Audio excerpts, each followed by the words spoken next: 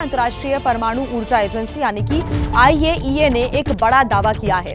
IAEA के अनुसार Iran के पास अभी भी परमाणु बम बनाने की क्षमता है और आईएईए ने चेतावनी दी है कि अगले कुछ महीने के अंदर ही ईरान परमाणु बम बना सकता है। ईरान ने कैसे अमेरिका के हमले से अपने यूरेनियम को बचा लिया, इसी पर हमारा खास शो खामनेई का कोड 400 आपको दिखाते हैं।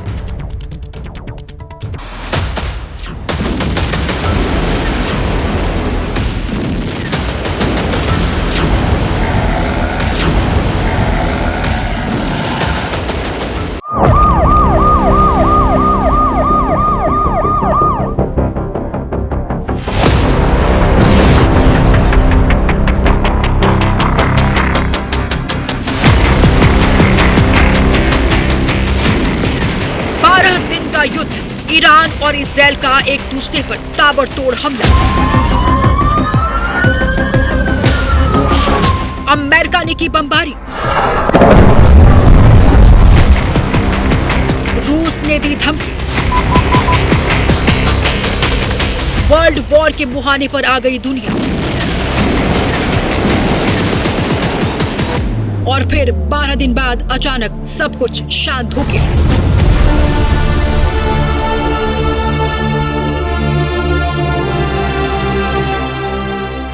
बड़ा सवाल, जिस 400 किलो संवर्धित यूरेनियम को खत्म करने के लिए युद्ध हुआ, उस यूरेनियम का क्या हुआ? क्या खामनेई उस यूरेनियम को बचा ले गए जिससे एटम बम बन सकता है? और सबसे बड़ा सवाल, क्या अब खामनेई एटम बम बनाकर अमेरिका इजरायल को बिना युद्ध के हरा देंगे? खामनेई का कोड 400 आज डिकोड करेंगे। वो यूरेनियम जिसे ईरान ने सालों तक ऐसे ही परमाणु केंद्रों में जमा किया। अमेरिका की कई सरकारें उसे खत्म करने पर तुली रही। जिस यूरेनियम को इजरायल ने अपने वजूद पर संकट माना और अब ईरान का दावा है कि उसने अपना 60% संवर्धित यूरेनियम बचा लिया है। तो क्या अमेरिका को इसका अंदाजा नहीं था? आखिर उस यूरेनियम का राज क्या है? युद्ध तो खत्म हो गया, लेकिन यूरेनियम कहां है? क्या अब भी ईरान परमाणु बम बना पाएगा? क्या खामनेई का मिशन पूरा होगा? युद्ध के पीछे है यूरेनियम। पाताल लोक से लेकर ईरान के ऐसे न्यूक्लियर लैब तक आज यूरेनियम की पूरी कहानी।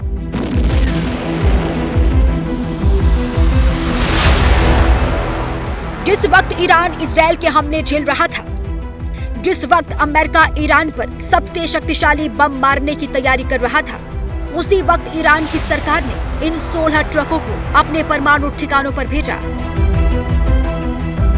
कुछ इसी तरह ईरान के फोर्डो परमाणु केंद्र में ट्रक दाखिल हुए, 200 फीट नीचे परमाणु केंद्र में ले जाने वाली टनल से।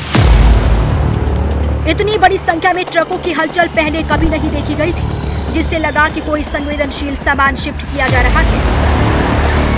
ईरानी मीडिया रिपोर्ट के मुताबिक पता चला कि जब वो ट्रक टनल से बाहर निकले तो उनमें था 400 किलो यूरेनियम और कई सेंट्रीफ्यूज, जिसे बनाने में ईरान ने 40 साल लगा दिए। अमेरिकी हमले से ठीक पहले इन्हीं ट्रकों से ईरान ने यूरेनियम भंडार को शिफ्ट कर दिया, लेकिन कहां, इसकी आज पड़ताल करेंगे।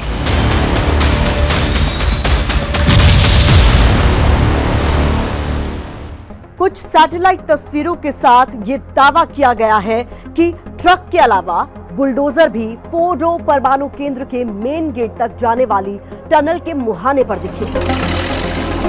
ये टनल को बंद करने या सील करने का काम कर रही थी, ताकि जांच या आगे के हमलों से बचा जा सके। इन तस्वीरों के आधार पर माना गया कि अंदर रखी चीजों को छुपाने या सुरक्षित ठिकाने पर पहुंचाने की कोशिश की गई। अंतर्राष्ट्रीय परमाणु ऊर्जा एजेंसी आईएईए के मुताबिक टनल के गेट को गंभीर नुकसान पहुंचा है। हालांकि अभी यह तय नहीं है कि टनल हमले की आशंका से पहले ही बंद कर दी गई थी या हमले में उन्हें नुकसान हुआ।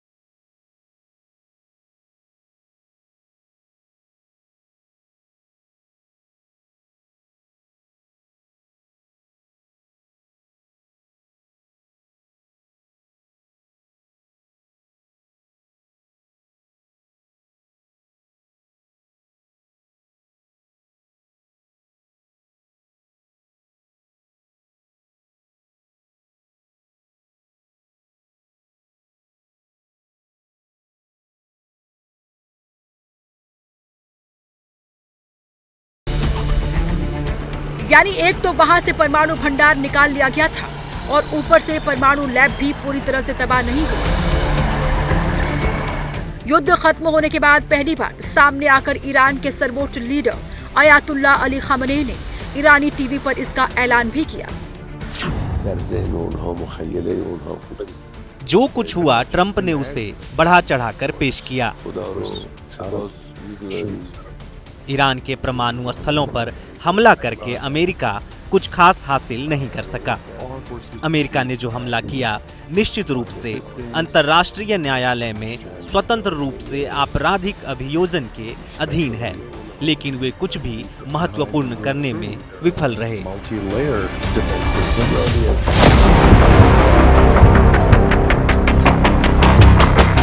ऐसे में सवाल उठता है कि जितनी तबाही हुई है, क्या ईरान अब भी एटम बम बना सकता है?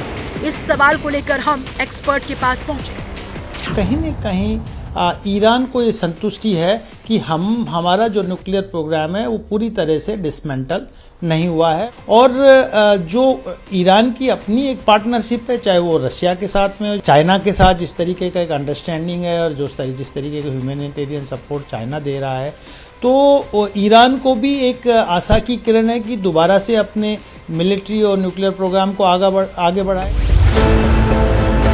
मतलब खेल पूरी तरह से खत्म नहीं हुआ, मगर लोगों के मन में अब भी सवाल बचा हुआ है कि आखिर दुनिया के सबसे खतरनाक विमान से mother of all bomb GBU-57 bunker buster bomb गिराकर भी अमेरिका ईरान का क्यों कुछ नहीं बिगाड़ पाया।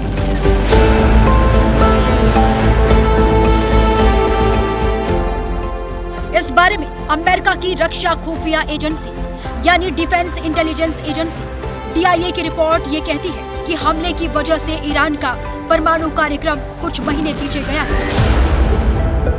करीब 3 से 6 महीने तक। CNN के मुताबिक इस असेसमेंट की जानकारी 7 लोगों को थी और उन्होंने इसकी पुष्टि की है, जबकि हमलों के बाद ट्रंप बार बार ये कहते रहे हैं कि उन्होंने ईरान के परमाणु कार्यक्रम को पूरी तरह से नष्ट कर दिया है। Our objective was the destruction of Iran's nuclear enrichment capacity and a stop to the nuclear threat posed by the world's #1 state sponsor of terror. Tonight I can report to the world that the strikes were a spectacular military success. As you know, last weekend the United States successfully carried out a massive precision strike on Iran's nuclear enrichment facilities, and it was very, very successful. It was called obliteration. White house और Trump ने DIA की report को खारिज करते हुए FBI से leak की जांच शुरू करवा दी है। अब ट्रंप कह रहे हैं कि इतने बड़े यूरेनियम भंडार को निकालना बहुत खतरनाक और भारी काम होता है। We think we hit them so hard and so fast they didn't get to move. And if you knew about that material, it's very hard and very dangerous to move. And many people, they call it dust, but it's very, very heavy. It's very, very hard to move. And they were way down, you know, they're 30 stories down. They're literally 30, 35 stories down underground.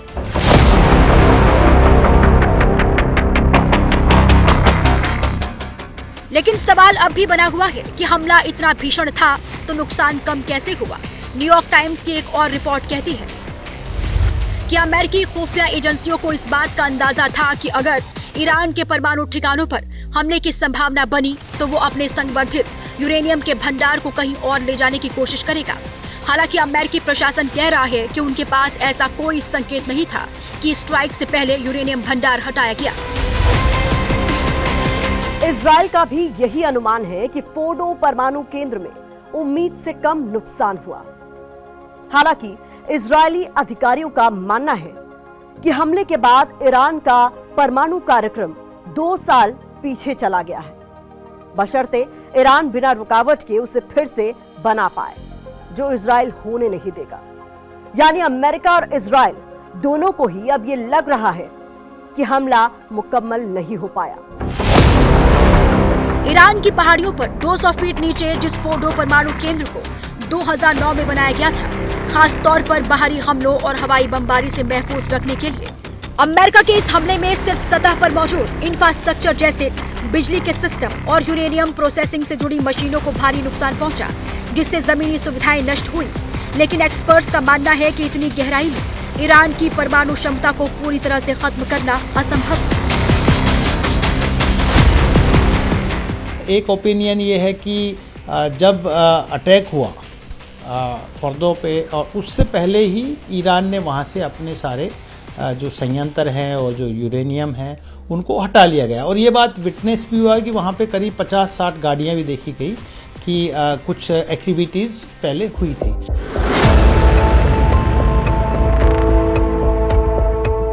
हालांकि IAEA के प्रमुख Grossi का दावा है कि Fordow site पर जो बहुत ताकतवर बम गिराए गए, उनकी वजह से वहां यूरेनियम को संवर्धित करने वाली मशीनें सेंट्रीफ्यूज अब काम नहीं कर रही हैं। ये बहुत तेज और सटीक तरीके से घूमती है और अगर वहां जोरदार कंपन या झटका लगे तो मशीनें जल्दी खराब हो जाती हैं। इस मशीन की अहमियत आगे आपको बताएंगे। फिलहाल ये अनुमान है क्योंकि ईरान ने अपने परमाणु ठिकानों पर हुए नुकसान की कोई डिटेल अब तक साझा नहीं की है और पूरी दुनिया फिलहाल कयास ही लगा रही है। यूरेनियम भंडार की मौजूदा लोकेशन को लेकर भी भ्रम है। डोनाल्ड ट्रंप ने कहा है कि ये फोर्डो में था। अमेरिकी अधिकारियों का दावा है कि कुछ हिस्सा नतांज में था। अंतर्राष्ट्रीय परमाणु ऊर्जा एजेंसी IAEA कह रही है कि अधिकतर भंडार इस्फहान में था, जहां ईरान के रिएक्टर और बाकी सुविधाएं हैं। जबकि कुछ एक्सपर्ट का मानना है कि ईरान ने भंडार को कई जगहों पर फैला दिया के। लेकिन जिस संवर्धित यूरेनियम को ईरान अज्ञात ठिकानों पर लेकर चला गया के, आखिर उसमें और परमाणु बम के बीच में कितनी दूरी है, इसे भी आपको समझना जरूरी है। धरती से निकाले गए रॉ यूरेनियम में यूरेनियम 238 की मात्रा 99.27% और यूरेनियम 235 की मात्रा 0.72% होती है। न्यूक्लियर बम बनाने के लिए यूरेनियम 235 की ही जरूरत होती है, क्योंकि यूरेनियम 235 ही आसानी से टूटकर भारी ऊर्जा छोड़ता है। न्यूक्लियर पावर प्लांट में बिजली बनाने के लिए सिर्फ 3 से 5% तक संवर्धित यूरेनियम चाहिए, लेकिन बम के लिए यूरेनियम को कम से कम 20% और आमतौर पर 90% तक संवर्धित करना पड़ता है। इसी को वेपन्स ग्रेड बोलते हैं। यूरेनियम संवर्धन यानी इनरिचमेंट का मतलब है यूरेनियम 235 की मात्रा बढ़ाना और यूरेनियम 238 को हटाना। लेकिन ये होता कैसे है?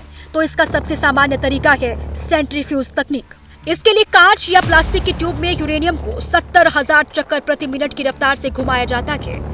भारी यूरेनियम 238 किनारों की तरफ चला जाता है, जबकि हल्का यूरेनियम 235 केंद्र में रह जाता है। यही प्रक्रिया बार बार दोहराई जाती है जब तक यूरेनियम 235 की मात्रा बढ़ती नहीं जाती। बिना संवर्धन के यूरेनियम विस्फोट नहीं कर सकता। संवर्धित यूरेनियम ही परमाणु बम का मुख्य ईंधन है और इसी तरीके का ईरान अपने नतांज और फोर्डो प्लांट्स में इस्तेमाल करता है और इसी सेंट्रीफ्यूज के नुकसान का दावा IAEA कर रहा है। और इसी का डर अमेरिका और इजराइल को है।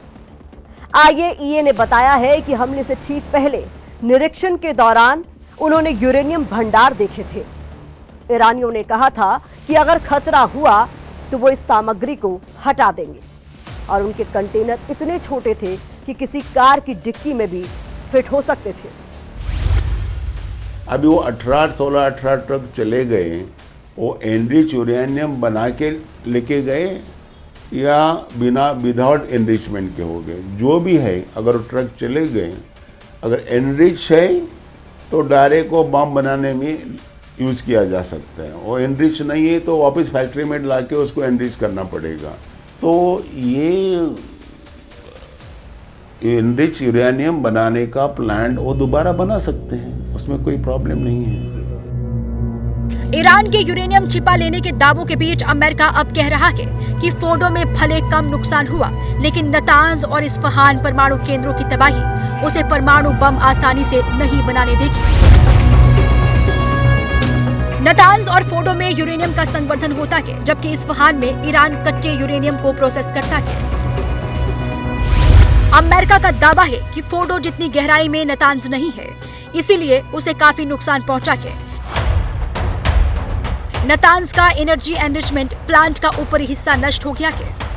इसी तरह इस्फहान में यूरेनियम मेटल प्रोसेसिंग फैसिलिटी थी, जो हथियार में इस्तेमाल होने वाले यूरेनियम गैस को ठोस में बदलने की सुविधा थी, उसको काफी नुकसान पहुंचा है। This is a dangerous, violent, radical regime. Not the Iranian people. We have no problem. We didn't hit Iranian people last night. We hit nuclear facilities. और अमेरिकी एक्सपर्ट मानते हैं कि इस कन्वर्जन फैसिलिटी को हुए नुकसान से एटम बम बनाने की प्रक्रिया में बड़ी रुकावट पैदा होगी, जिससे बनाने में शायद सालों लग जाएंगे। ईरान और अमेरिका के दावों के बीच एक बड़ा खुलासा ईरानी अधिकारियों के हवाले से किया गया है कि देश के पास एक और परमाणु केंद्र है जो एक सुरक्षित और अभेद जगह पर है। विशेषज्ञों का मानना है कि ये नई साइट नतांज के पास कूहे कोलांग गाजला पहाड़ के नीचे हो सकती है, जो समुद्र तल के करीब 1 मील ऊंचा है। इसका मतलब ये है कि ये फोटो से लगभग दोगुनी गहराई में हो सकती है।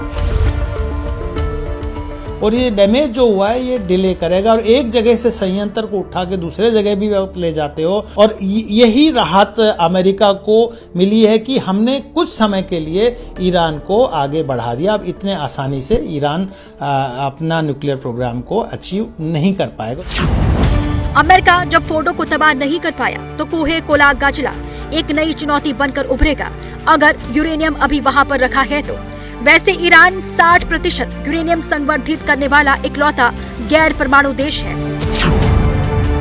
IAEA को इसी से दिक्कत हुई, लेकिन अमेरिका के हमले के बाद ईरान ने IAEA से सभी संबंध तोड़ने का ऐलान किया था। इससे पहले 2015 के JCPOA समझौते के तहत ईरान ने अपनी साइट्स पर कैमरे, सेंसर और सेंट्रीफ्यूज मॉनिटरिंग की इजाजत दी थी।